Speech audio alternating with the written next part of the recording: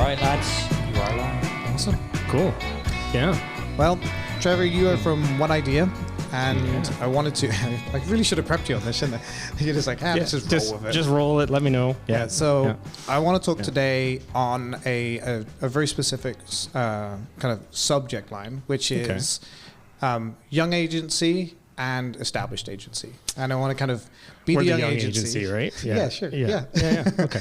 No, I'll be the established. Yeah. Sounds good. Yeah. So I would love to ask you some questions and get some feedback and just get your honest opinion on it, as well as kind of some little stories about One Idea, what it does, as well as your experience of how many years have we been doing this now? It's funny. I was just actually doing a video this morning and realized that the end of next year we'll be going to 20 years, which mind-blogging. Like, it's just unbelievable. Yeah. That's insane. I don't even know where that happened, but it certainly started with Karen, and then it's I'm probably 11 years in, so with her full time. So and aside from doing it on the side, but it's crazy. Can you give me like the Cole's notes of One Idea? So like how it got started, when it got started, what it became over the years.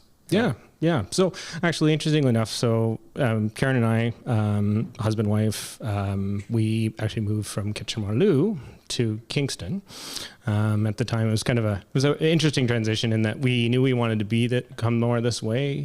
Karen's parents had moved here just like the year prior, and we knew we wanted to go more east. We didn't want to be in Kitchener-Waterloo anymore. So we ended up kind of choosing Kingston. So we started looking around sort of Eastern Ontario, or starting to there. We didn't think we'd go this far, but we did. And then from there, it was more of a matter. Karen had been in, agency life for probably about 3 years at that point, and had, some really good agencies, really good experience. She's a very talented designer. We came to the area and realized design, there was very much a void in that. There wasn't a lot of good people doing that. And so coming here, it was a case where she was going to start that business. It worked out in the sense that I was trying to figure out a way in which to get a transfer for my work. So what did you do at that point? So I was working outside sales with Grand & Toy. So it was a lot of on the road during the day. I was doing it out of the Waterloo branch, and then I moved here and ended up getting a transfer with Kingston. So nice. And what was your, so was there a ton of travel for you there? Yeah. So basically, by the end, my territory was essentially Kingston through to Cornwall. So I'd be calling on businesses most of the day, and then you'd come back before and after, and you're doing all your sort of service stuff. So and you have kids? Yep, we got 2 kids right now. So 13, 15, 2 girls, and my oldest will be 16. I know, right? In June. 16 next year for me. It's like she's in August. Yeah. And I'm just like, oh my goodness. And she's talking to me about driving, and I'm like, you're a child. Yeah, I know. And you're now driving. This is insane. She's eager. As soon as she can get out and do it, she's going to do it. So you've got same age, and 2 then girls. I got 11 and a 15-year-old.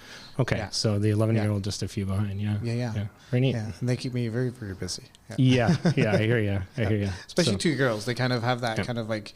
They go they're the best of friends or the worst of enemies. There's never in between. It's very true. My girls have they started to get really, really close. So it's been really neat to watch, but very different personalities. So we found 11 too with the oldest one. That was like a fun age where it's like they're just vying, almost like they're going into like grade 7 and then grade 8, and they're getting nervous towards like high school too, and they get those nerves kind of building up. And I find that when they hit high school, then they start to calm down a bit in a different way. So and then they start to grow into their own a little bit too, right? So we actually had my oldest on set yesterday, and she was an actress for one of the commercials we're shooting. Very nice. And it was really fun just sitting there watching her interacting with adults, right, on their level. And it was like, wow, you can do this eventually. This is going to be fun. So very neat. My oldest is doing hostess at Swiss Chalet, so it's been really just the fact that she's doing that and doing well is just kind of mind-boggling as well. Exactly, right? So very neat. So you guys have moved to Kingston.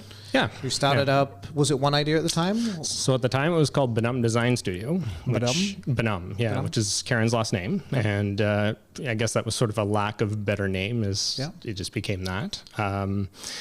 And Karen started on her own. So she ended up, there was a program that they had, it was a self-employment benefit program, which if you ever get the chance to do it as like a if you're a new entrepreneur or somebody who's thinking about starting a business, if that program ever exists, it's a really, really good one to do. Interesting. And so what does that entail? What does that give you a leg up on, like just business in general? And so it gave her, it's like, I want to say maybe 8 weeks of business training. Okay. So in class at the time.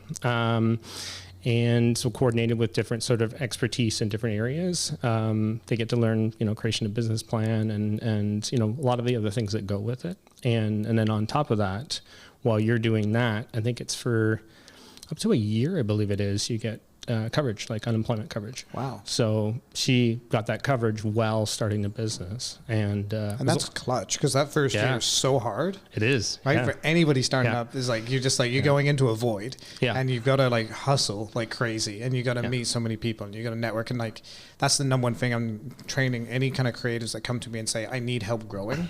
So the first thing I do, I'm like, get out of your house, get out of your basement, go shake some hands, say hi, get to know your local market first. Right? Like your bigger market, it will come, but get your local market first and start getting people to know you and to work with you, because you need work to show work to be able to do more work. So it's 100%. I think you have to find your way to get that in, and then you have to keep working it. You have to figure out sort of where you start to develop a niche, and I think you start there, and then you move on. So what was the products that she offered at the beginning?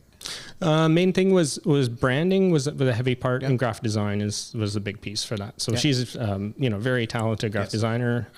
She had been doing it for a long time. We certainly even seen the level of quality in the area. We're like, okay, there's an opportunity here. We felt like, she can come in and do some really good work. And that's exciting. Yeah, and I ended up starting. There was a couple of different clients that were kind of key and clutch to start with, which one was actually association through her mom, who was coordinating this, like the 2007 International Plowing Match. Wow. So she did all the materials for that leading into it. And so this was like sort of several years prior to that. So we started beginning in 2005. And so, into that, she got into those. And the other one was a contact through CHEO, Children's Hospital of Eastern Ontario. So we got into that and started doing work there.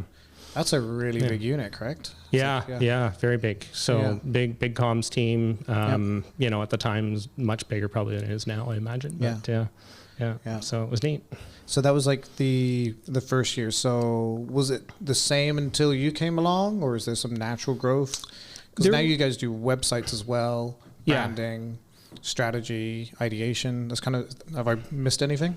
Yeah, I think so. Definitely a lot into the digital. Web right now is certainly by far the number one thing we're doing. I'd say typically 80% of our work is that. Okay. But no, we I guess in terms of where it started, where it's evolved. When Karen first began doing it, and I would say until I came on. Like 11 years ago or something around that lines, we were sort of maintaining between herself and one other person. When I joined, it was a very kind of great alignment in a sense that at the time I had sort of finally saw my day in media, and that's what I was in at the time. And it was a perfect time because, Karen at the time had 800 book hours of work for herself. And I was trying to have part-time work or support on the side with that as well. So I came in, we quickly tried to mobilize to 4 and we did. It happened very fast. And then from there, we've just kind of slowly built it up over the years. We started at that point to start introducing web as well. And began really filling out our team for web as well. So our developers, we started with one, and then we slowly built it up from there. So, and then that's a really important thing is like the incremental growth of an agency versus just like we're suddenly here. I don't think any agency ever starts with like a full team. Like everyone's like wearing different hats to start. Like I know in production, we do the same thing. It's like there's a lot of us that on set still to like the smaller sets. It's like you've got 5 people on set. When, on a normal kind of like set like that would be looking at like an 8 to 9 people for like a commercial of that size. So So it's just learning. I think it's interesting too, because I think you're always going to be in a case where you have you will grow with the work, and it doesn't really work anywhere other way. And I think, unless you get to a really good size, I think you're always going to be in the business. Yeah. So as much as you want to get out of the business and be sort of overseeing the business, you're going to be in the weeds. You're going to be in the trenches. So for me, going into an agency it was kind of like a weird moment, because up to like recently, I've been a photographer and I've been a director, right? And so I kind of been naturally doing creative direction for people, not realizing I was doing it. And I kind of went out to Quebec and sat down, and I had some soul searching, because we just built a studio. It was doing great. And we were 2 production companies going side by side, right? So we had Mind Fusion Visuals and then AMP as well. And so we were both kind of like doing the same thing at the top level, which was kind of confusing to clients, because they would sit there and say, okay, am I dealing with AMP or Mind Fusion Visuals? Like, that's fair. Right? Yeah. And so we kind of sat down, and I went on holiday and I took Blair Ennis, right? Blair Ennis, the manifesto. Took that one, and I read that through, and I was like, holy shit, I'm an agency guy. I'm a creative director. Like, this is what I do. Yeah. Right. But I never realized it. And I think because I've been an entrepreneur and a freelancer for so long, I pigeonholed myself and said, like, this is what I do. I pick up the camera. This is how I make money. And so by separating myself, then I came back from the holiday. I was like, okay, guys, I have an idea for you guys, and tell me if it's stupid, but I need to transition to agency, because the ideation I do, because the creation that we do in there can be its own thing. Yeah. Right? Yeah. And that's when we realized that AMP was going in the direction of an agency, and we'd actually thought about the idea about 2 years ago and then ditched it, because I was like, well, I don't really know much about video. I don't know much about web. And I had limited resources at that time to build those things. And so making that jump was like a sudden thing for me. And now I'm in there, and I'm sitting there going, like, how do we build this out in a smart manner? So if you were building out your agency from scratch, this is year 1, what would you aim to do in year 1? I think the first thing is develop your niche. I think there are a lot of times that you'll see now, and I mean, if you look at experts that sort of talk about this industry and they talk about what you should be doing, they're like, you should be narrowing your niche, right? And it's true. I mean, if I was to sort of turn that around and sort of say, like, if I was to change this, and if I wanted a very controlled segment of what I did, I would, I might narrow things down, and then from there, you realize that over time, perhaps it's going to change, but narrowing it allows you to be that expert in that field, and it allows you not to spread yourself too thin. So and that can be hard, right? Well, so you can when you're trying to find work, right? It's like, you're trying to get out there, you're trying to make it work. Right. Yeah. So I think you sort of live and learn with it a little bit, but at the same time, good experiences, mind you. So it's still, you're just going to be in the trenches and working a lot. That's all. I don't mind that. That's the fun part, right? So that's true. So where do you sit now in One Idea as far as your role, and how have you transitioned the last, because since we've talked, you've kind of started a transition too, right? Yeah. Which is kind of, I'm fascinated by that, because I'm sitting there going, is that the next logical step for me years down the road? Is that what I'm going to end up doing? Yeah. I think one of the things, it's really tough to kind of remove yourself from the day to day. Yeah. It's like being in the business instead of working on the business. It is not an easy transition. It's also to get your mindset into that as well, can be very, very difficult. That's what I'm trying to do now. I'm making strides. It's working.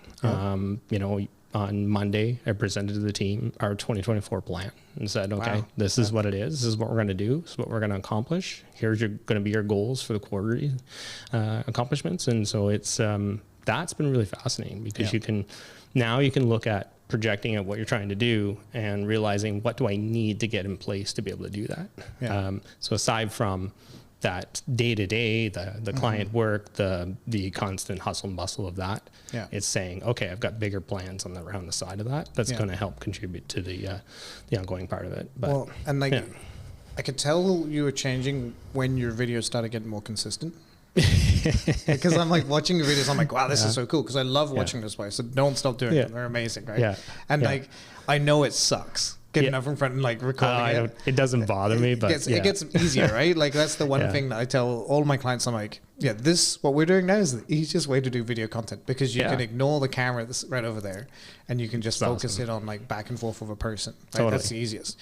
The next step, when they're confident, is we're like, okay, now we're going to put you in front of that camera. Right. And so like, that's just building up their confidence. And so putting out the content that you've been doing, I've been noticing, I'm like, he's positioned himself as more of the owner and like more of the kind of the director of the ship versus, you know, because when we first met, you were kind of client care. Correct me if I'm wrong, right? Yeah. I mean, it's still, you still don't get away from it, right? No, It's exactly, still like there's an aspect of strategic that I think is the hardest thing to overcome. It's the aspect of saying like, I can do this, you know I can do this and do this really well. I know that to get it to the level where I'd like it to be, I need to be involved, right? Yeah. And you want to be involved in that sense, but you're limiting things when you do. So it's hard lesson, and something I'm really, really trying to learn. Karen's the same. We're trying to figure out how to remove ourselves from the aspect of being so reliant on our sort of talents, our QA, our expertise, so keeping to build that team. It's tough. Yeah.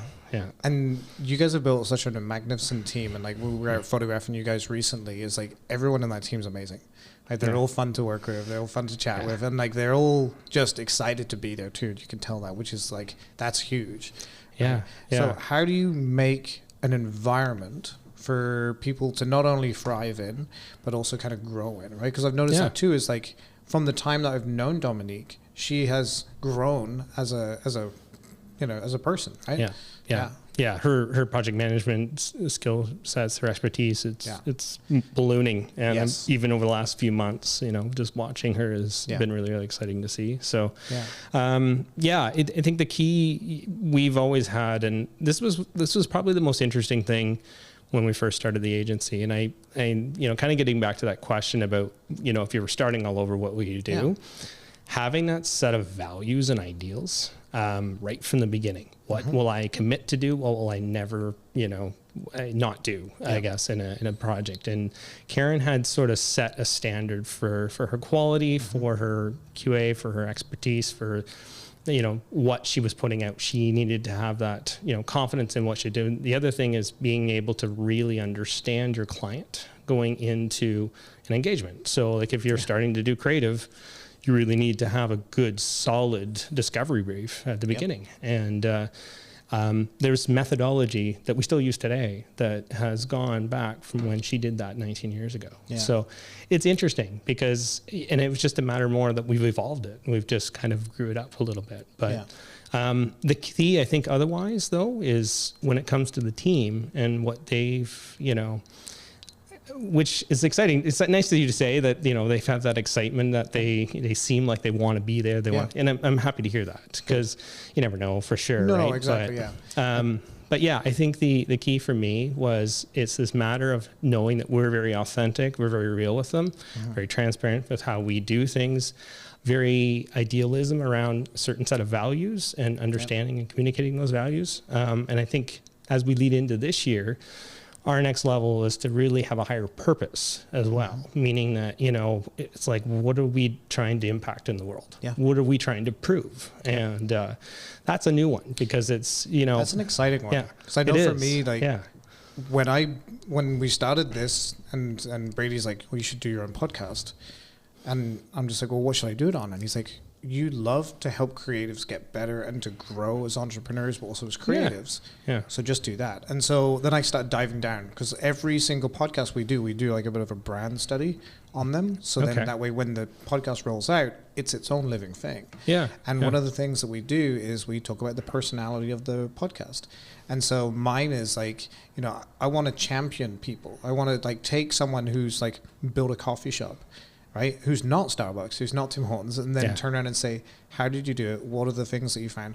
Try to find little pieces to help others who are sitting there going, maybe I should open up a coffee shop.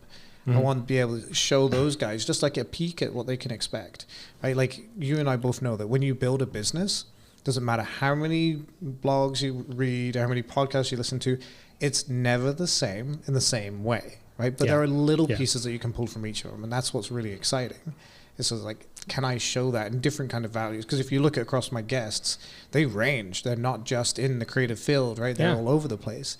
And that's by design too, is because I want to make sure that we show like different kind of like walks of life and how they do it. So showing the ideal behind it is where it's really powerful. And so like I can totally relate to that when when you Yeah, say like yeah. creating that ideal behind it. You know, it's interesting. I thought about a story listened to a podcast recently of, you know, Trevor Noah, if you've sort of seen his content. And he did one with, and I can't remember his name, but the OpenAI CEO. Sam Goodman? Sam Goodman, yeah. So he interviewed Sam, and one of the questions that came up during that, to the whole tumultuous, you know, letting him go, firing him, and then, you know, the entire board, you know, started having that strong say. And the essence was, and the question that he had was, you had more than 500 employees sign a petition to say you either you resign as a board and you reinstate Sam, or we leave, or we walk. And it's sort of, the question was, he's saying, like, how did you become so popular as a CEO? Because CEOs are typically like a very isolating role. And, and they're like, usually they sit in a room and just like going to give orders, and then that's it, right? There's a few of them that get known, right? And so like we see like those iconic ones coming out, right? So like Steve Jobs is a great example. Right? And so I've often heard that Sam is actually getting into that Steve Jobs territory. That's what I've heard too. Yeah, Right? yeah. And so interestingly enough, with that question was, he said, you know what? He's like, it's not about me and how likable I am. He's like, I don't think that's what it was. He said, I think it was what we were trying to achieve. It was what we were trying to do in the world. It was our purpose. He said, like, and they felt that by removing me as CEO, it was interfering with the purpose and where we're going. Yeah.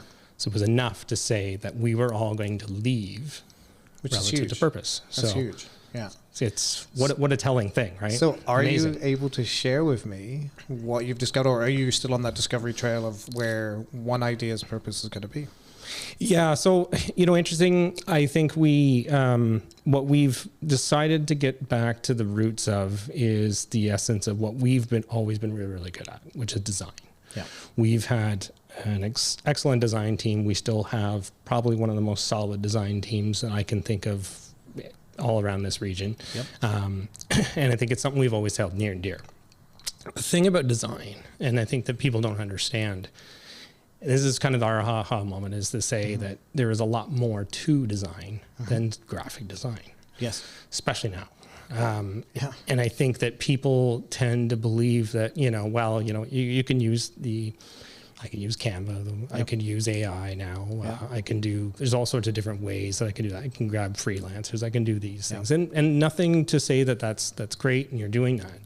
But there is a lot more to design than what meets the eye in terms of success. So, example, you think about everything related to user experience, everything related to conversion, storytelling, to photography, to video, to experiences, to brand. So the consistency of a brand, all of those things contribute back to what you're trying to do is by design, designing experiences, designing a way in which to take them from whatever the journey it is that you want to do. So whatever that prospect journey is, or whatever that customer journey is like your experience is being shaped by design.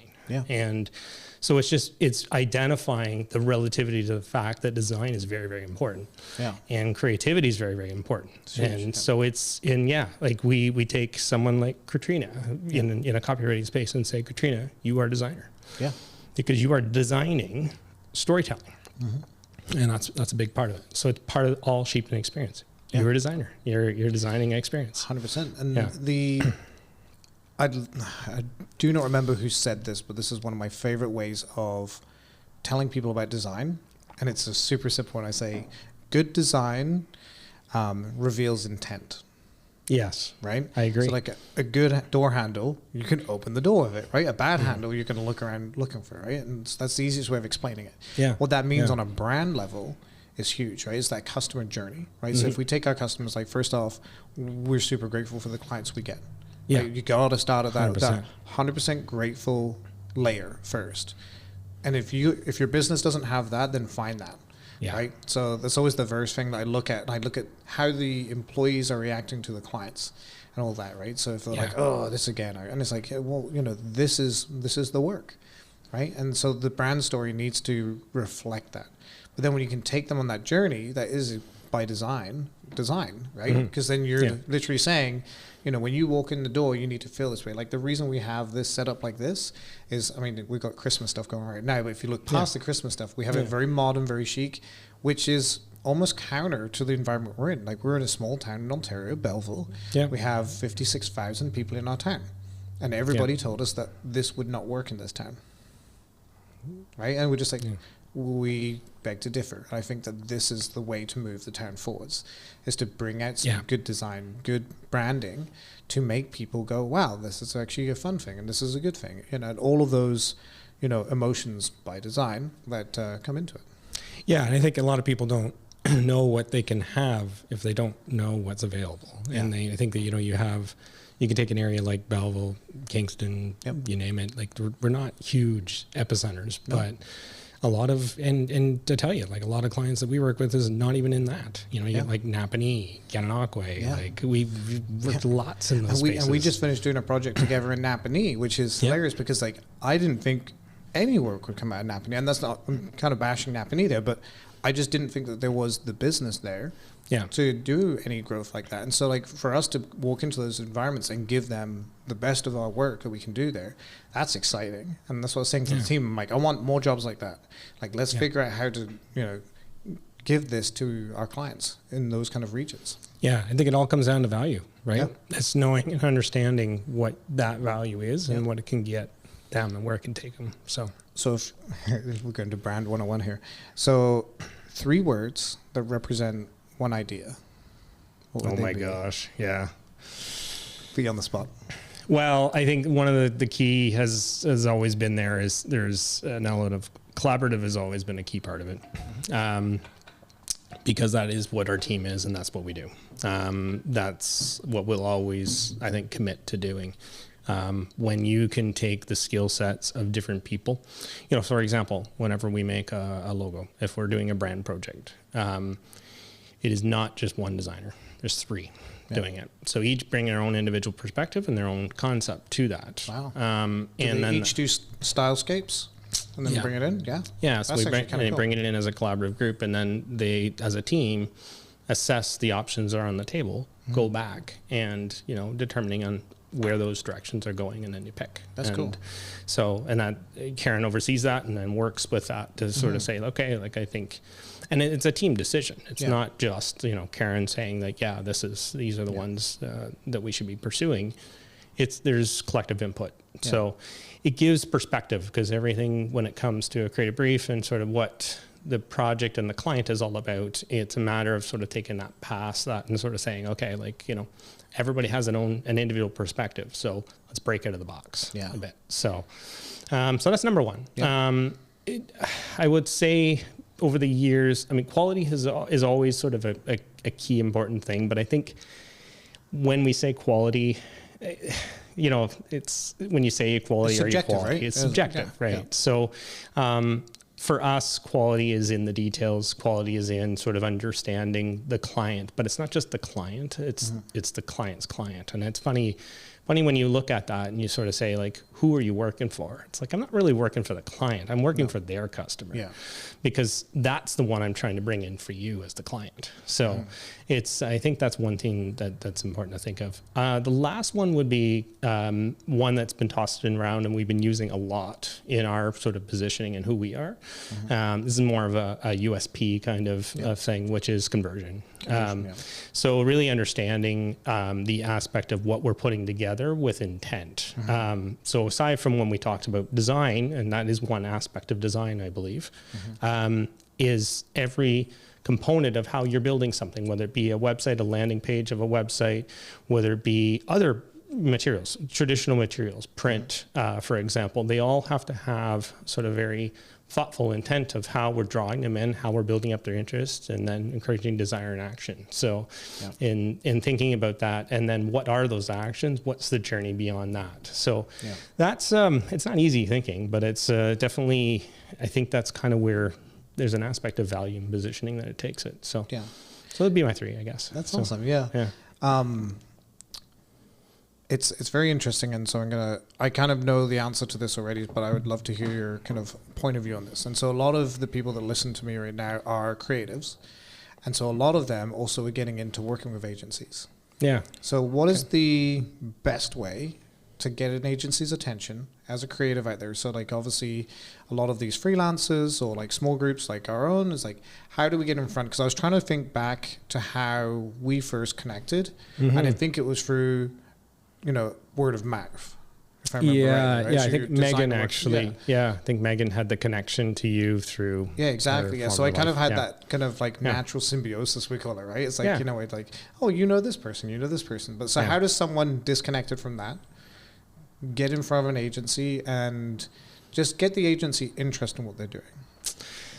I think it's a tough one because it really depends on the agency, I think. Yeah. It also depends on sort of what their needs are, right? And unfortunately, I think one of the hardest parts about agencies, we're all scurrying little rats trying to work as hard as we can to get as much as we can done in a day. And I think that, there's, unfortunately, it's like when you're presented with a client or a project and things like that, and if there's an urgency to need resource and help, the hardest thing to get from that is like, do I trust in their abilities, their skill sets, and their process? And I think so I guess if I was to answer that, it'd be more around how do they process what they do? Okay. So how do they, what's their system? What's their method of doing things? Yeah. Share that along with, the skill sets, the talents, the creativity. Work is a part of it, but I think the way in which you do business is another big part of it. So I would argue it's a bigger part now. Like I think so. I think with the evolution of like AI now, obviously, but there's also just in general, media has got much, and someone's gonna be screaming at me in comments here. Media has got easier to do at a higher level of quality, meaning that with minimal effort, with lighting, you can get some really good results. Right? True. And so Brady and I always have this conversation, which is like, just because you can build out the media doesn't mean it's good media. It may look great, but the problem is like, does it solve the problem it was designed to do? Yeah. Right? Which all creators hate to admit to is like they're a problem solving. Right? The problem solve, it could be just an awareness thing. It could be that they need more conversions.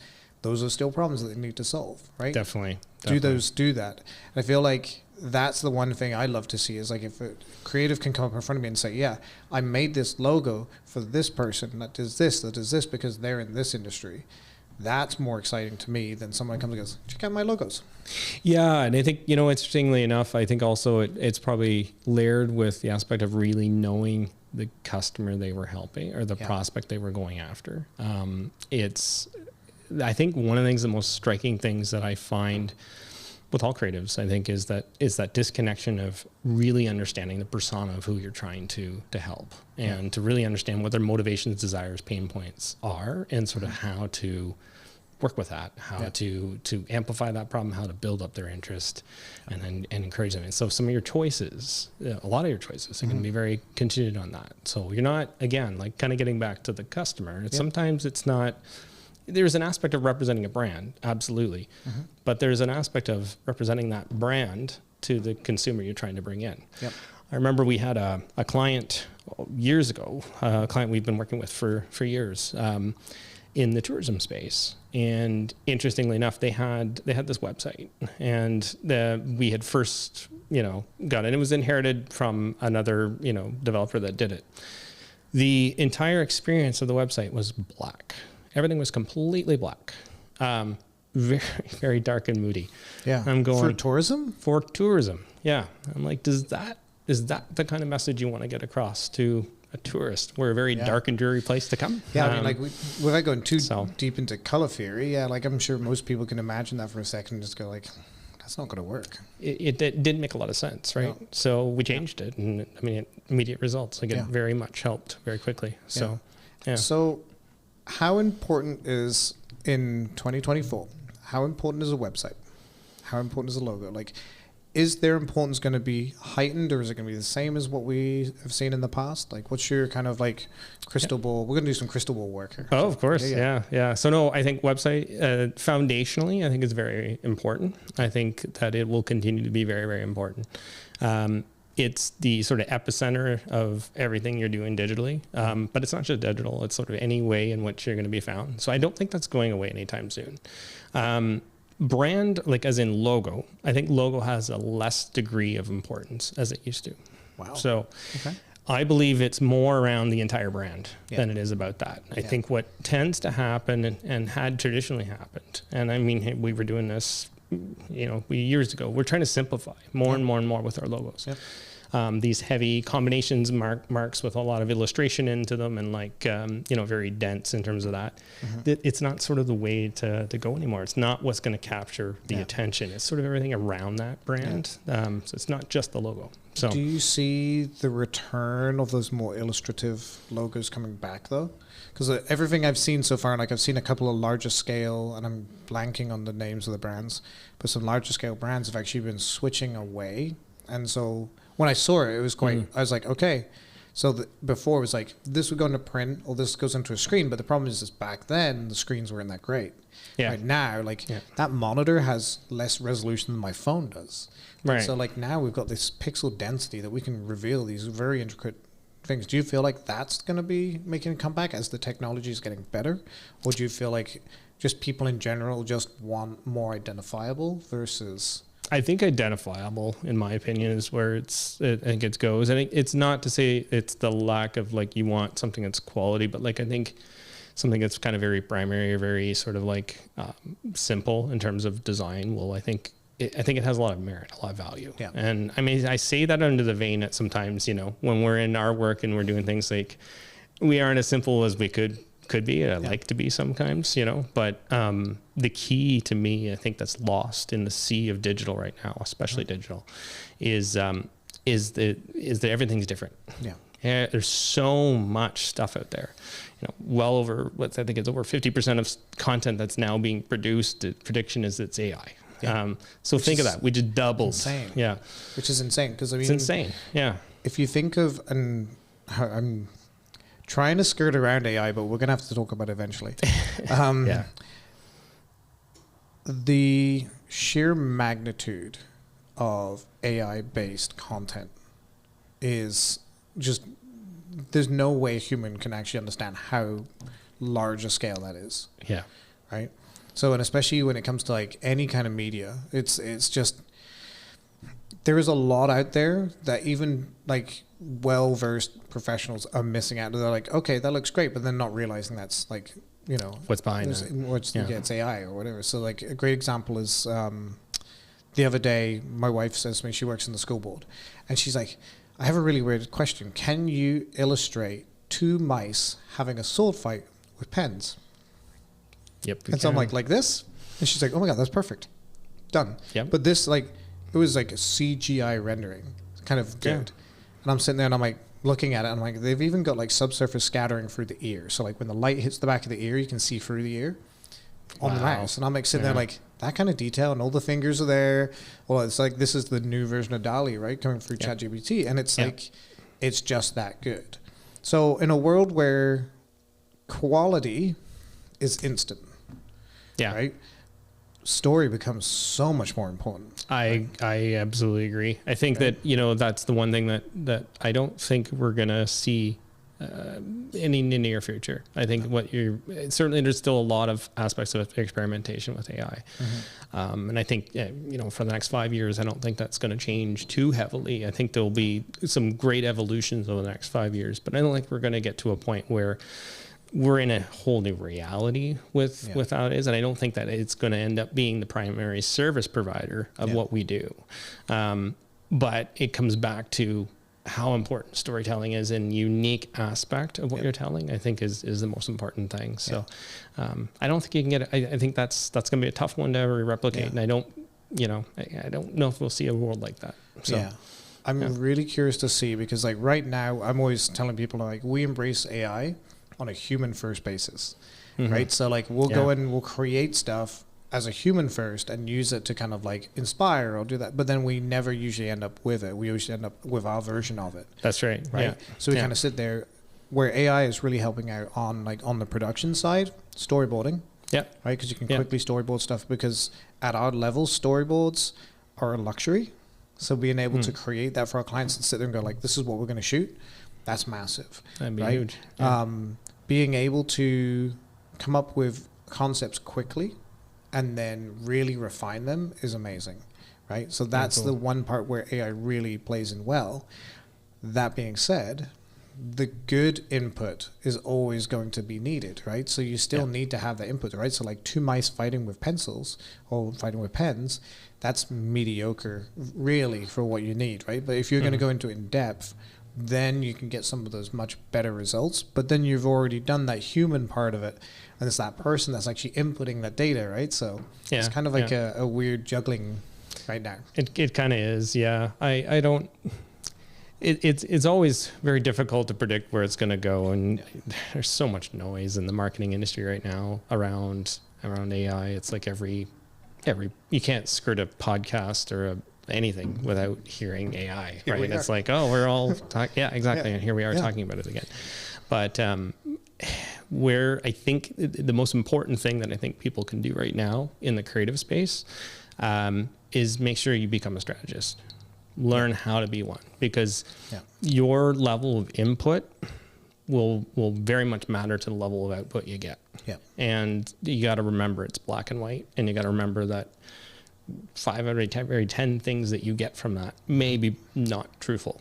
May not be what it is. So you got to be able to understand past that. And I don't know where that goes. And then you wonder, so over time, where does that go? Do we become less understanding of strategy if we don't? So in other words, we just depend on the tools to give us output, and do we become less, knowledgeable?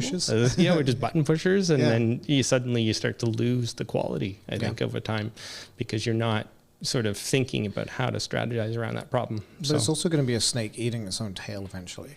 It could, right? It's like, because it can only take what's out there. Right. But what if we start feeding it nothing but AI-driven stuff? That's eventually, you're actually going to see the quality drop dramatically because it's actually going to warp from what's expected. I agree. Right? And so, like, the human input is still there. I feel like if on an artist base, there should be options now whenever you're uploading whatever to make it accessible to AI. And if it's even used once, there should be a usage fee on it. Yeah, what an interesting thing that would be to try. Because think of it that way. It's like if because I'm sure at some point some of our work has been used without our knowledge to create something completely different, but it's just taken like a little bit. It might take like a blue or whatever it decided that works and just mixed it all together. Yeah, because that's the problem right now. Is it's just a blender. It just throws a whole bunch of things in, and then whatever you get out of it, you don't really get much of a say, really. No, and that's the hard part. No, it satisfies the day, and you're like, oh, I've got a victory today, and I got it right now, and that's when I needed it, and I don't have to. It's but it'll catch up on itself, and it's sort of, I don't know where that goes, but it's very interesting tools, very very interesting things that have come in our way this year, and it's something that I think there's a lot of interesting value with it, how it gets policed and controlled, and how it sort of either amplifies or diminishes the quality of what's put out there will be soon to be seen, I guess. So I feel like there's going to be a lot of pop-up shops of like AI based things. So like social media management is a great example, right? Where they literally can sit there like, oh yeah, we can social media manage for like $500 a month, and then basically they just go book and just hit a button, and then I think that's already happening. It's already happening, and we're noticing, and even with some higher profile people, I've started to notice I'm like, that's AI, right? Like you're using that, and it's like this you can see the very specific, like the ADA technique and things like that being used, which is great because it works. But at the same time, I think people are going to start to get gun shy of that really quickly and start to lean into like, I want organic content coming from people, right? Because we crave for that, right? We do, I think, and we crave for that human connection, right? And we're going to get back to that human connection in some way. So we're diminishing it even further. And in a way, it was interesting because we went through the pandemic, and here we are now, we're talking pandemic, but we went through the pandemic, and we started to, remove some of that human connection. We started to become much more attuned to being on video, to being sort of remote, to always being remote. So the aspect of like how often we all work from home now, how many times do we have an in-person discussion like this? Not near as often anymore. I cherish these moments now more. Yeah, as so a do I. result. Yeah. Right? Because I kind of split my time 50-50, like half the time I'm at the studio, half the time I'm working from home. And I look forward to the days where I get to come in here because you get that interaction. Even just for a slight moment saying hi to Phil or something like that, it's far more enjoyable for me than sitting there and like hopping on a Zoom call. It's true. It's true. Yeah. It makes a big difference, but it's that continued lack of human connection is going to catch up with us somehow as well. So I think, and we're only amplifying that with AI. Yeah. So I think if we go crystal balling it, I think in a temporary sense, AR and VR might be a solve. But I think what's going to happen is I think we're going to see it. And like, I'm someone who follows the 3D world a lot because of during the pandemic, I learned how to become a 3D artist. And so I've kind of just continued to follow it, right? And so Unreal Engine is getting better and better and better, right? So it's almost like instant rendering, but like real looking things. And so as we push more into that, it's only a matter of time before the virtual world looks identical to the real world. There's been a lot of talk. I mean, a lot of talk about Web 3.0 being that. Yes. Because that kind of disappeared, didn't it? Yeah. They were like, Web 3.0 is the next big thing. Yeah. Just gone. And they talked about it in the aspect of like, now it's getting us past the keyboard and out into the world. And our experiences are shaped by the things we do in the world. How we pay, for example, it's like you walk into a store, your payment and the method of you paying is done instantaneously right there. You can do it on your phone now. I saw a guy the other day do it on his watch. He like leaned at Starbucks with his watch, and I'm like, wild. They won't even have to do that. They could walk out the store and they've already paid. Yeah. So that I think, and then I think that AR VR world, immersing in the environment with digital is what's going to come, I think. Yeah. And I like the idea of AR. I don't like the idea of VR. Right? Yeah. Because VR is like stuck in your basement, walking around a shopping mall. AR is walking around a shopping mall with like glasses on, but they can actually see. I'd love to have that where, you can see a text pop up or whatever, just to start with, but then eventually evolve it around so you could like sit there and it'd be like, oh, today's going to be like minus 40 or whatever it is outside. I believe that's coming. I think that's close. That sounds like a very realistic reality where it's going. I think in the next 2 years. Yeah. I think in the next 2 years. I think I have a lot of hopes for like the Humane pin. I don't know if you've seen that guy. No. So it's basically a little pin that you put onto your shirt, and it's kind of like a little, think of like an Apple Watch, but mounted up here. Okay. So you can sit there and say like record, right, and it will start recording, but from your point of view. So you get like a POV recording. So you're not holding a phone, right? Yeah. And then if you need to make a phone call, you just simply put your hand up and it's got a little projector, and you can then type in your number on your phone. Wow. Which I think is already redundant because when's the last time you wrote in a number on a phone versus Google searched, click the phone number? That's pretty much where we're at now. So I feel like some things like that are already outdated before they even get launched, which is kind of funny. But the whole idea behind it is it's a AI-based agent. So it actually talks to you back and forth. So you can sit there and say take some notes on this, and then you're having a conversation afterwards and be like, oh, you talked to Carol about this, yada, yada, yada. And so I think the demo was overinflated of what it can do. But I think that might be the future we might see. I've heard that actually, yeah, and like they've stated that might be our reality in 5 years. Yeah, that's what I've heard, and that where it becomes your EA that's along with you all the time. It's you're now souped up Siri that's with you and that is able to give you intel and insight as you move around. I love it. I always refer to it like Jarvis from the Iron Man movies, like something like that. And I wouldn't be opposed to that. If I had a good sense of humor, I'd be fine. It's got to have a sense of humor. If not, I'm like, I'm done. So it'd be interesting. I think it'd be really interesting to see where it goes. It's quite it's a scary world. It's pretty crazy. But it's wild, right? But it is where we're going, and it's going to be kind of interesting to see sort of how it all unfolds. But so in wrapping this, the design world is shifting dramatically. Yeah, what you're seeing is more of a push towards kind of experience design versus just simple, here's a logo, here's a typeset, right? Yeah. And alongside that is its, twin brother, strategy and understanding. And I feel like strategy is so important too, and we really we touched on it a little bit. But if someone was getting into this industry today and they're going to go work in an agency, what skill set would you recommend for them to bring to the table or to start learning immediately, because you feel it's going to be the overriding skill set required in the next 10 years?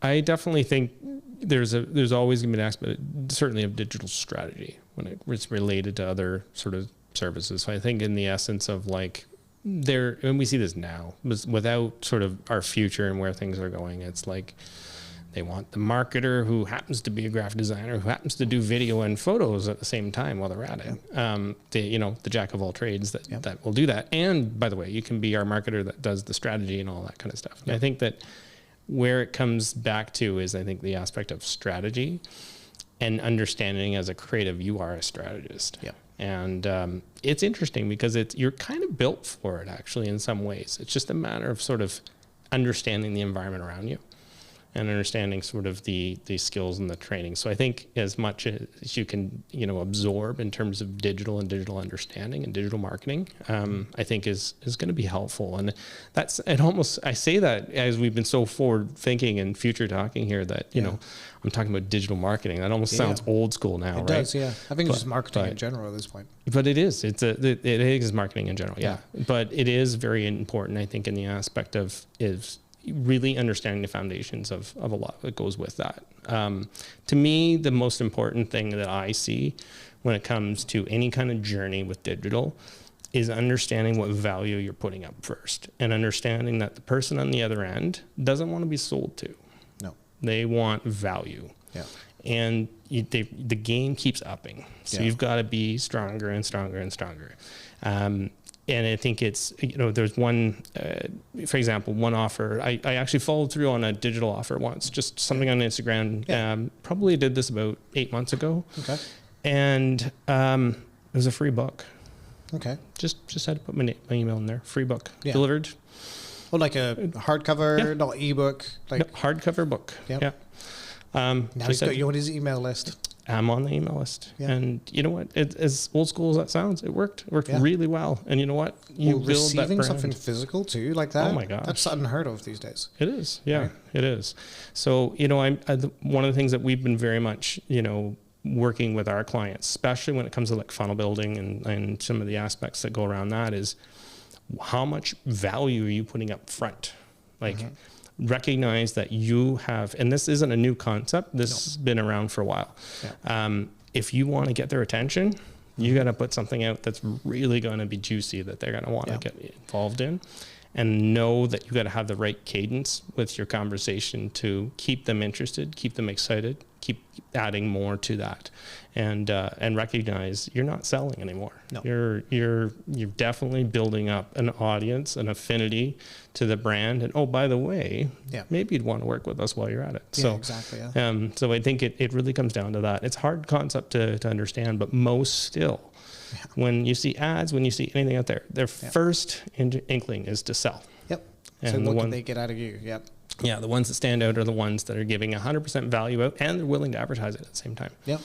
I feel like that's, you kind of inadvertently told people our secret to how we do this. Yeah. Right? So, because what we do kind of did, yeah. Yeah, because we do organic content, right? So we talk back and forth, and the idea is that hopefully there's something that can give someone that value that they're looking for.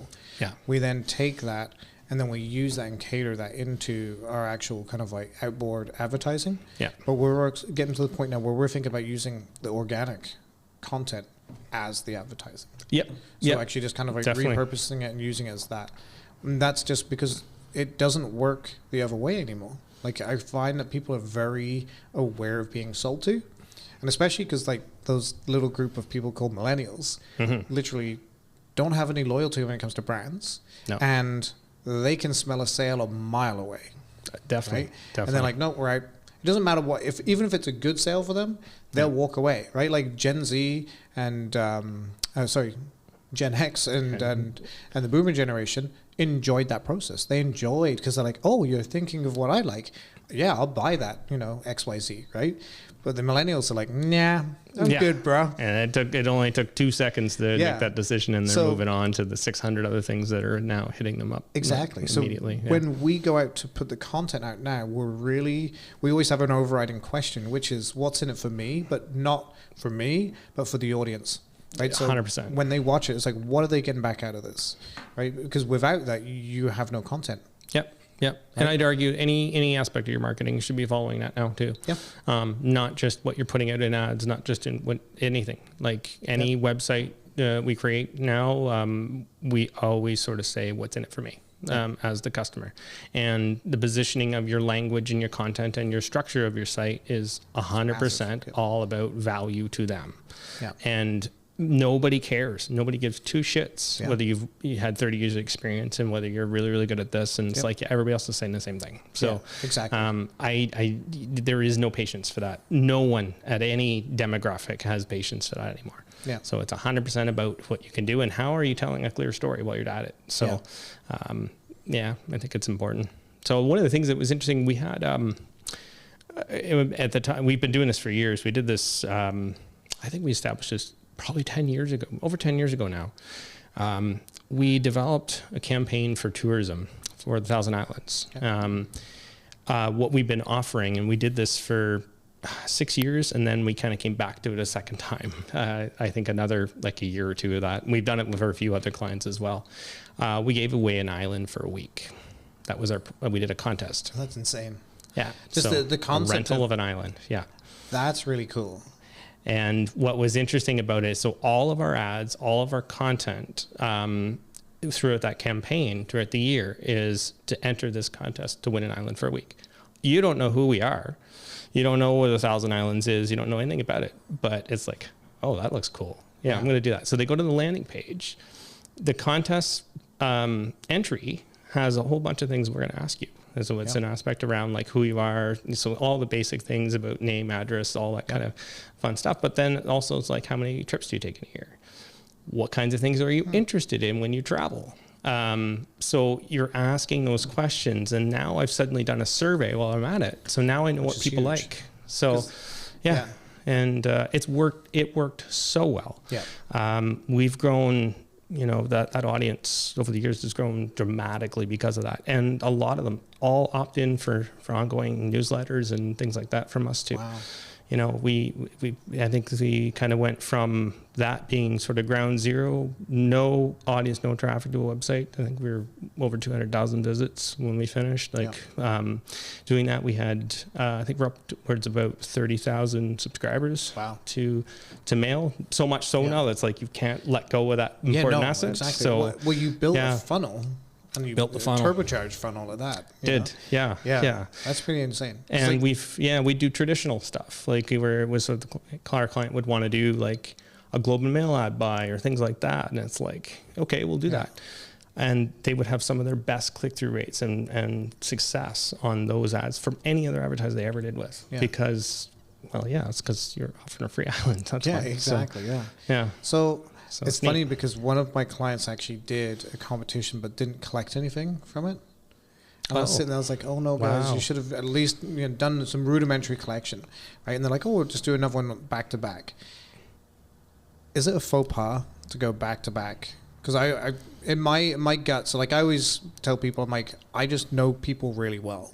Yeah. Right? That's my superpowers. I know people really well. And I know that once is fine, but if you go back really quickly to that same thing, people can be like, hang on a second, what's going on here? Who it depends on who you're communicating. Are you communicating with the exact same people you communicated with the last one? Yeah. Then maybe not as exciting to do that. So you have to switch it up. Because that then starts, if you keep doing certain things repetitively, I talk about it sort of very similar to promotions, sales, things like that. Like you can, if you're like Black Friday, Cyber Monday. It's like, and it's always expected. Right? I don't care between Black Friday and Cyber Monday. I don't care which, because it's just the same deal to me. Yeah. Right. Because they're so close. They are. But it's, Black Friday or Cyber Monday, whatever you want to call it, it's the same deal, right? And they could have completely different sale, definitely, yeah. But you just don't know. And Cyber Monday was designed to capitulate on the back end of the Black Friday online because they wanted to drive more traffic online, because if you can get someone to your website, you can make more money from that client versus going through a third party. That was just the reality. 100%. Yeah. And I think one of the most important things is having your own audience as you kind of evolve, because being at the whim of all your social platforms, your Google ads, your like all of those of the world, you're at the mercy of their rules, and they own your audience, right? They own your stuff. So get your own audience. Get your own audience. Build your own tribe. I always tell people, build your own tribe. Build your own tribe. You know, yeah, it's a good point. It's funny so we do a lot of video content, right? Because we're built for it. Like we can just like give you tons of video content. Yeah. And occasionally one will bomb, be like 76 to like 156 views, we'll say. Okay. Yeah. And I used to get bummed by that. And then I realized one day, I'm like, if I got to tell that message to 76 people in a room, that would be a success. Yes. Yeah. Right? So the scales of success need to shift in your mind, because they're not just numbers, they're people behind those numbers. Yeah. Right. So understanding that, you know what? So you only hit 76, but that's a ton of people. Yeah. Right. Yeah. To see that message, and that message might actually have really been changing for one person in that group, which is what you're really looking for. Yeah. Right? Yeah. So as long as one person views it, it's good. Yeah. And I've heard that same analogy as well. It's a smart one. I found, especially when I was in the newspaper industry and then leaving the newspaper industry and getting into this, I was kind of demoralized by audience a little bit, because I got used to big numbers, like 10, 20,000, 25, 70,000, 60,000, so I kept getting used to that kind of volume of stuff. That's just distribution. Yes. It's not necessarily that you're getting success from that, but I was, working with that on such a regular basis that, here I am now, I leave that and it's like, we're communicating to 3,000 people. Yeah. Okay. Yay. So, exactly. but it's important, right? But it's really important. Yeah. And I feel, so the difference between digital, and we've got this right now because we're doing we're in the process of looking at media buy for a client. And I'm going through all the different venues, right? So we've got like out of home, and then we've got radio, we've got all of those. And we're looking at every single venue to see what makes the most sense for the client, right? Because it is a local business. So we want to make sure that we can capture the most local business too, right? Yeah. And so we're looking at some of the numbers, and I'm like looking at some of like the radio numbers and the newspaper numbers. And I'm just like, these numbers seem low because I'm so used to seeing web scale. Yeah. Right. Where it's like you go into Meta and then it's like, we'll give you 500,000 people. And that seems like on the low side, right? But then you go to like local and they're just like, we'll give you, 70,000 people. And it's like, where's the other 430,000? Right? Yeah, it's true. Right. True. And sometimes it's actually worth, because in all platforms, like Meta, you take that as well. Like your 500K, maybe 450K of crap. Yeah. And 50K it's the quality of the lead, right? Yeah. So it's like part of it is around, who do I isolate that's not going to be part of this ad? Who's not going to immerse or engage with my ad or click through on my ad? Who do I get from that? Like, how do I figure out how to get my messaging just right so I'm getting those people, not the people that I don't want, or the bots, or the, you name it, right? So I think that's kind of important too. Right? I love how you always go back to that niche it down. Yeah. Right? Yeah, in a way. Yeah. I would rather have a really engaged small audience than a large disengaged audience. It's true. It's true. Yeah. Like large audiences are great, but if they're disengaged, it means nothing. It does. Right? It means absolutely nothing.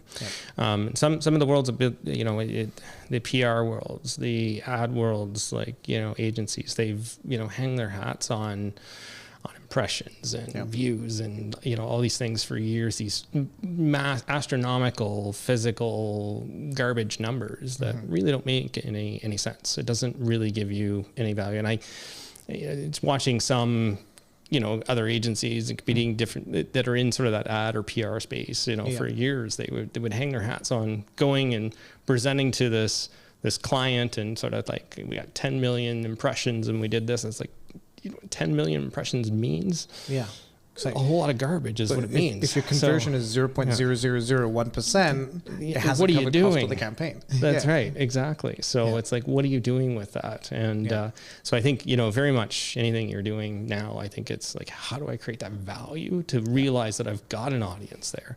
Yeah.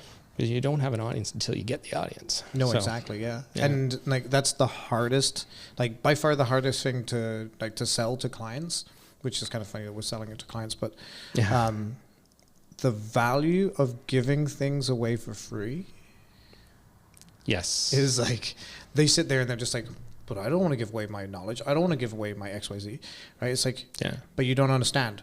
That is the doorway. That is your kind of like, that is your gatekeeper right now, right? It's because you're sitting there like holding this all back like this, like, no, give freely. Yeah. Right? It's like the number one thing. And like, talk to any of my clients and they'll be like, yeah, you said that to me already, which is be vulnerable.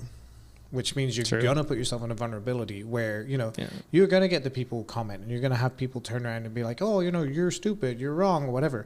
But it's like, that's one person out of like, many XYZ people, And if you get no comments, that just means because you haven't really talked about anything of value. That's true too. Yeah. Right. So at that point, you got to get that value going in there. So. Yeah. And I think 100% you're trying to figure out how can I be the most authentic me without, Yeah. Yeah, and really knowing that what you're putting out there has like a very candor, comfortable message, something that we feel that I'm not here for ulterior purposes. I'm here for the good. And yes, I'm a business. Yes, I want to succeed. Yes, I want your business. But how do I come across as the most authentic as we can? It's hard. It's really hard. So let me ask you one last question, and I'm going to direct this at a very specific audience. Right, it's a small mom and pop shop. Right, they have a D2C product. Okay. Right, the value of the product is like, I don't know, $10, $15. Right. They're looking to scale up to the point where they can actually grow their business, but they currently have like little to no collateral to move it forwards. Okay. When you say collateral, like, so they don't have enough income to turn around and hire an agency to help them grow. Yeah. So what can they do today that can help them push them past that threshold of kind of where they are to that next stage where they can become comfortable enough to say, okay, now I can bring in one idea to help me do, my brand strategy, my journey, and to help flesh out those ideas? I think number one thing that they have control of, and I think as the easiest thing to get started on, is you recognize that you've got a plethora of social and communication channels at your fingertips, and you have the ability to be the content provider that gives value. So like knowing that you can pump out all sorts of, it just requires your time and commitment to doing it. Yeah. So the more you can lean in on sort of, communicating that. And the other thing is to get very, very clear about what your product does. Like what's the value? How do I help me to really, really understand what that product's about? Mm-hmm. The more you can communicate, I think in general, the more you can communicate, the better I think you're going to succeed and kind of warrant yourself to get to a point where, okay, I've built up enough interest. People, are buying enough from me. I'm building enough income to this that I can start to scale it with some other marketing that will support that on a more foundational level, I'll call it. Yeah, exactly. Like I always tell clients when they come to me and they find out how much it costs to do a podcast per month, and they're like, oh, that's a lot. And I'm like, well, let me help you get to there. And the first thing I tell them is organic media is your absolute savior. Yeah. Right? Because whether you like to admit it or not, it's here to stay. Yeah. I personally do not enjoy social media. I'll be the first to tell people. It's just, I just don't enjoy it. Right? But it's the newspaper, it's the radio, it's the TV of today's generation. Yeah. Right? And if you're not participating in there, then you're missing out. Massively. And a simple tactic is like, the other aspect with some of the channels is you worry about, well, okay, I can put out something, but nobody sees it. It's like, okay, yeah, you're going to keep trying some things. But the other thing you got a choice to do on some of them, why don't you boost it? Yep. Put $5 behind it this week and see what happens. Let me counter that and say, why do you want people finding you right now? You're at your absolute worst. When you first start out, you're your absolute worst. Yeah. So unless you hit a certain threshold, I always caution people against boosting, right? Because it's like, you boost when you're ready, right? Boosted crap content will always be that. People will be quick over it. It depends on the content. Right? Yeah. So get a good understanding what people like. Like we're just starting to get momentum 100%. On YouTube now. And it's like, and I sit there and I'm like, okay, now we're getting comments and people are like, oh, good job, keep it up. How do I do this? And they're starting to give us natural content now. Yeah. Now that's the time to start boosting that, because now we've seen the interest and we're got enough of a scale on our quality scale that now it's actually not going to be boosted, crap content. Right. So understanding that to begin with, like I always tell every single client who comes in here, congratulations, today will be your worst possible podcast. And that's a good thing because we're going to get out of the way Yeah. and you can come back after 10 and you're going to be like, oh, right, I know so much more now, right? So Yeah. that's a huge thing. Like having clients, like one client said to me the other day, we had a last minute cancellation and I'm like, if you want, I can step in. And he's like, I've learned my lesson. I know enough to know not to bring you into a podcast because you're well more versed at this than I am, and you'll end up, becoming the podcast host, which you naturally do when you do this back and forth, right? And so it's like knowledge enough to go, I'm not there yet. I think one thing there's definitely what is a good merit to that is understanding trial by fire. Yep. What is your angle? Yeah. Like what method are you taking to communicate? And a lot of times it's not the obvious things. No. Like it maybe not what you want it to be either. Yeah. And I think that can be hard. And sometimes the journey can take you all over the place, but you got to kind of follow and understand the journey a little bit to see sort of like, okay, this isn't working. People are not recognizing this. People don't connect with this. Okay, so we've tried this and tried this and tried this. Oh, this is working. Okay, that's interesting. Why is that working? And then try a little bit more of that. Okay, and then, okay, that's working. Yep. That one dropped off. Okay, why might that be? Yeah. So like over time, you start to develop that angle. But, the number thing I think you're getting out of that is you're gaining insight into the persona of who you're trying to help. Well, absolutely. And I'd say there's a couple of things that I want to add into this too, is because you're so early on, experiment. Yes. Right? Change it up. No one's watching anyways. So change it up. You might find right? So how many videos have you done right now? I don't even know, to be honest. Yeah. Right, if you were to estimate. I probably have done 20. 20. Okay. Let's say. Yeah. So between 20 and 100, if you experiment, you might find there are different ways that you're like, oh, I much prefer doing it this way. Yeah. Right. Like right now, knowing your office the way you are, you stand in front of your big window, which is window light always wins, right? So like this is basically mimicking window light, right? Just an overhead window light. Yeah. And then you hold your phone up there and talk to it, right? And then shut the door because they're laughing at you and then do it again, right? But like that's your kind of back and forth right now. Yeah, right? totally. So you might find over time that, it might be you sit down in your office and then you just put the phone down and start like machine gunning a whole bunch of stuff.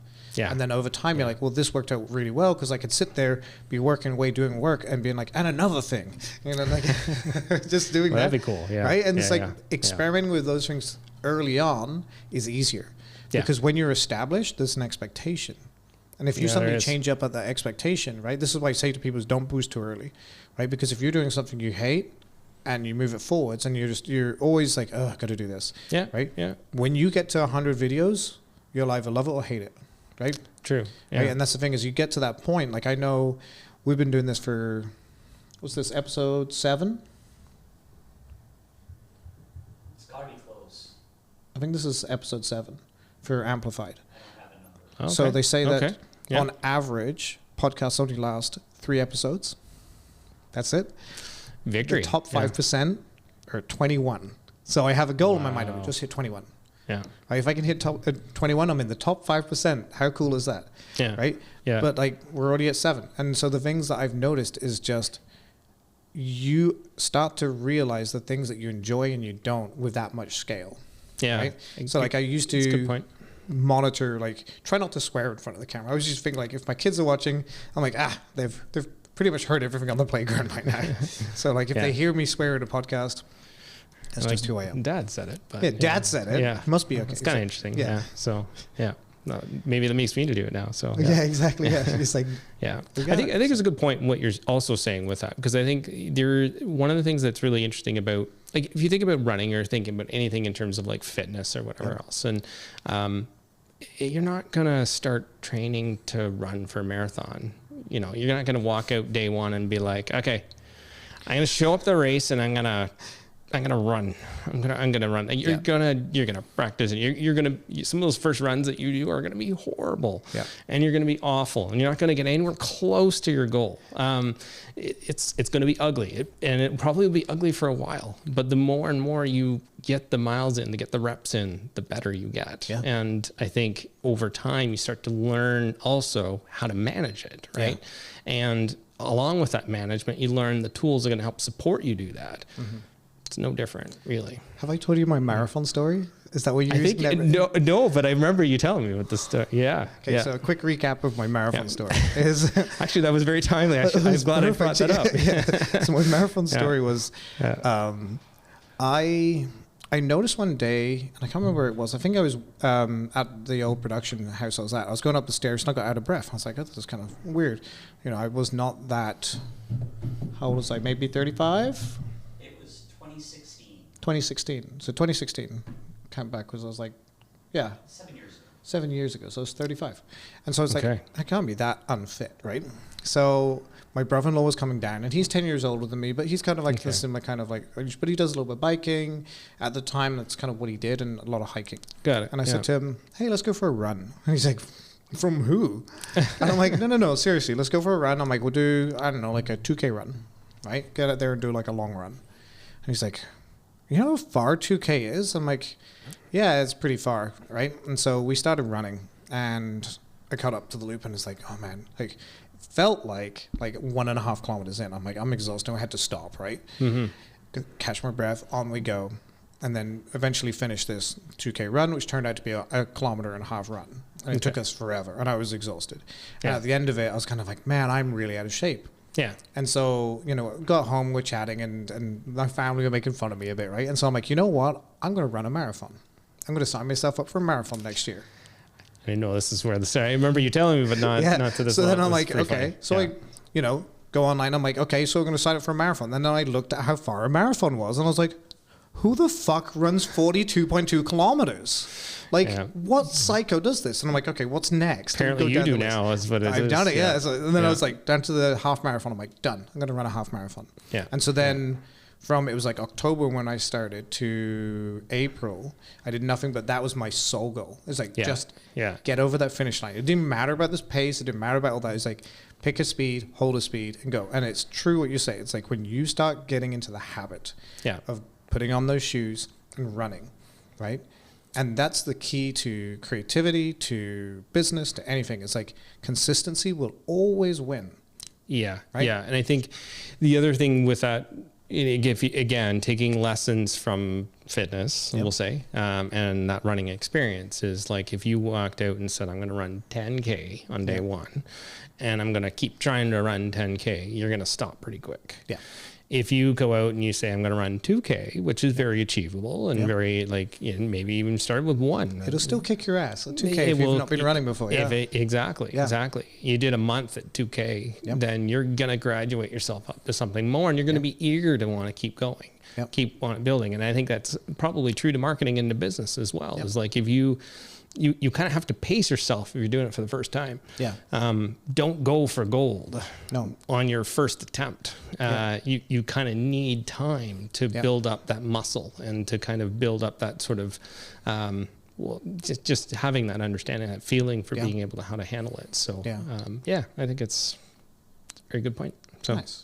Yeah. I think that's a good one to wrap it on. Could do that. Yeah. Awesome. Well, thank you for being here. It's been awesome. And if anybody wants to find out more about One Idea, how do they get hold of you? Probably the quickest way is the easiest way is just go oneidea.ca. So onedea.ca. Start there and move to a contact page, and we'll carry on from there. So, awesome. Yeah. Thanks so much, man. Thank you. Yeah. Thank you for having me. Yeah. It's awesome.